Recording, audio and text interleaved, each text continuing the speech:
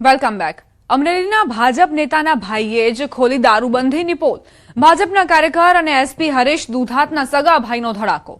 વિપુલ દુધાતે દારૂ અને રેતી મુદ્દે સીએમને પત્ર લખ્યો. લીલિયા તાલુકામાં દારૂબંધી કાગળ પર હોવાનો દાવો કર્યો. રેતી ખનન માત્ર કાગળ પર જ રહી હોવાનો દાવો. લીલિયા શહેરમાં ઠેર ઠેર દારૂ મળતો હોવાનો ખુલાસો. ગ્રામ્ય વિસ્તારમાં રેતી ખનન થવાના આરોપ. ખાણ ખનીજ અને પોલીસ તંત્ર સામે આરોપ મુકાયા છે.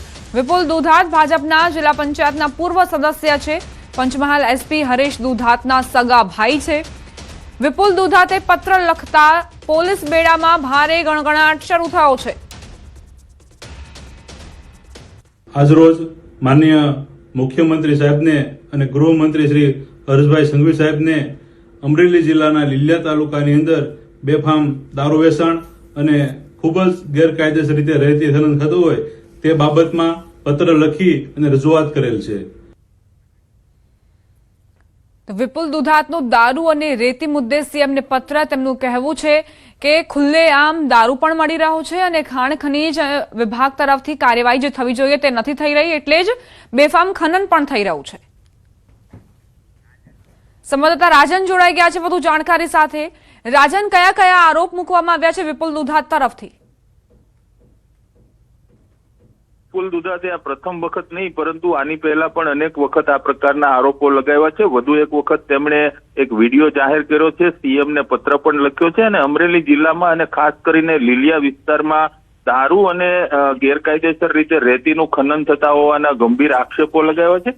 અમરેલી જિલ્લા પોલીસ પર પણ તેમણે સવાલો ઉઠાવ્યા છે અને આ સમગ્ર બાબતે સીએમને ગંભીરતાપૂર્વક નોંધ લઈ અને કાર્યવાહી કરવા માટેની માંગ કરી છે. દીપા, રાજન, આજે પત્ર લખવામાં આવ્યો છે તે બાદ કોઈ જવાબ આપવામાં આવ્યો છે? અને તમે કહ્યું કે આ પહેલા પણ આ પ્રકારની રજૂઆતો કરવામાં આવી છે વિપુલ દુધાત તરફથી, તો શું રિસ્પોન્સ આપવામાં આવ્યો?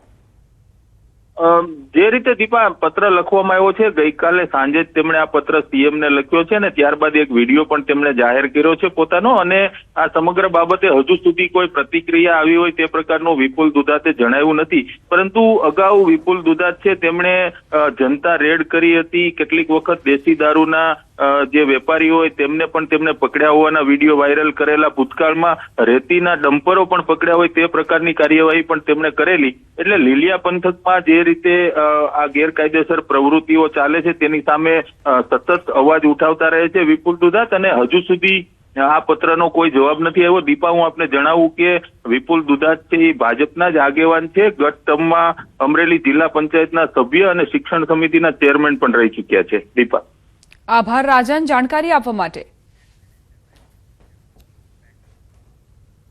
વલસાડના ઉમરગામ તાલુકાના સંજાણ બજારમાં જ્વેલર્સની દુકાનમાં ચોરી કરવા ઘૂસેલા 2 તસ્કરો આખરે પોલીસના હાથે ઝડપાઈ ગયા.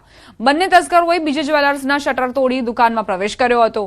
જોકે આસપાસના લોકોને શંકા જતા તેમણે દુકાનનું શટર બહારથી બંધ કરી દીધું હતું, જેના કારણે બંને તસ્કરો અંદર જ ફસાઈ ગયા હતા.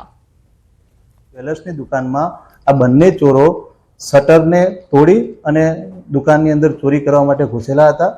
દરમિયાન આજુબાજુના લોકોને અવાજથી ખબર પડતા લોકોના ટોળા ભેગા થઈ ગયેલા. આ આરોપી પણ લોકોના ટોળા જોઈને ગભરાઈ ગયેલા.